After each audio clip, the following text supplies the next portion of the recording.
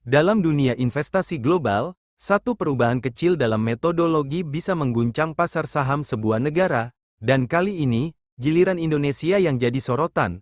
MSCI baru saja melakukan simulasi perubahan metodologi free float untuk saham-saham Indonesia. Hasilnya, saham-saham besar seperti BCA, Aman Mineral, hingga Telkom Indonesia berpotensi mengalami penurunan bobot signifikan. Tapi, apa sebenarnya yang sedang terjadi? Dan kenapa investor global memperhatikan hal ini?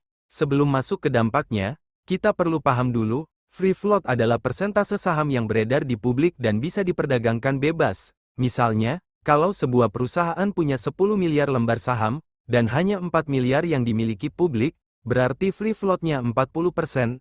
Angka inilah yang digunakan oleh MSCI, lembaga indeks global untuk menentukan bobot setiap saham dalam indeks seperti MSCI Indonesia Index. Artinya, semakin besar free float, semakin besar juga bobot saham itu di indeks global. Investor asing, terutama fund manager institusional, sering menjadikan bobot MSCI ini sebagai acuan dalam portofolionya.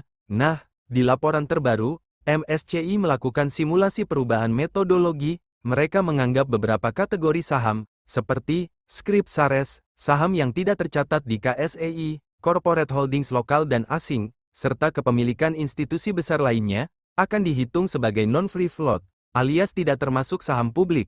Hasilnya, banyak saham besar di Indonesia akan mengalami penurunan faktor free float, FIF, misalnya, BCA, BBCA, turun dari 0,45 jadi 0,325 Aman Mineral, AMMN, dari 0,2 jadi 0,075 Telkom, TLKM, dari 0,5 jadi 0,4 BRI, BBRI, dari 0,45 jadi 0,35.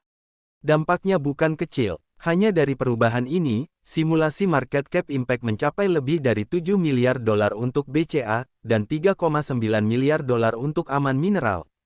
Jadi, apa efeknya buat kita, investor retail dan pasar lokal? Pertama, ketika free float turun, bobot saham-saham tersebut di indeks MSCI juga ikut turun. Itu berarti fund asing yang mengacu pada indeks MSCI akan menurunkan kepemilikan mereka di saham-saham itu.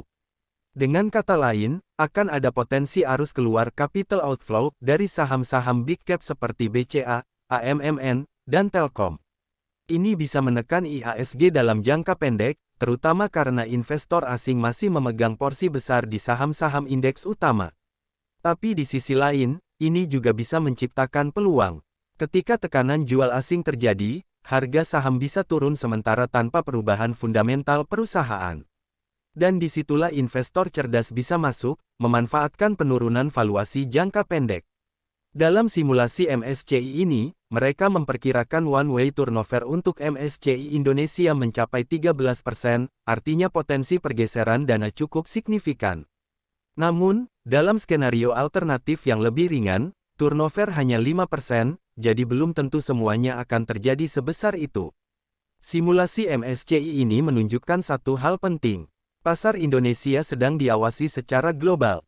Setiap perubahan metodologi bisa mempengaruhi aliran dana asing, dan pada akhirnya, harga saham kita sendiri. Jadi, buat investor lokal, penting untuk tidak hanya melihat harga dan laporan keuangan, tapi juga memahami mekanisme global seperti indeks, likuiditas, dan free float. Karena dalam dunia investasi, bukan hanya kinerja perusahaan yang menentukan arah harga, tapi juga persepsi dan kebijakan global yang membentuk arus modal. Dan inilah alasan kenapa edukasi finansial dan pemahaman makro menjadi senjata utama untuk bertahan di pasar yang terus berubah. Jadi menurut kamu, apakah revisi metodologi MSCI ini bakal jadi ancaman jangka pendek, atau justru peluang untuk beli di valuasi murah? Tulis pendapat kamu di kolom komentar, dan jangan lupa, subscribe biar nggak ketinggalan pembahasan makro dan pasar finansial terbaru dari kami di Stock Capital Capital.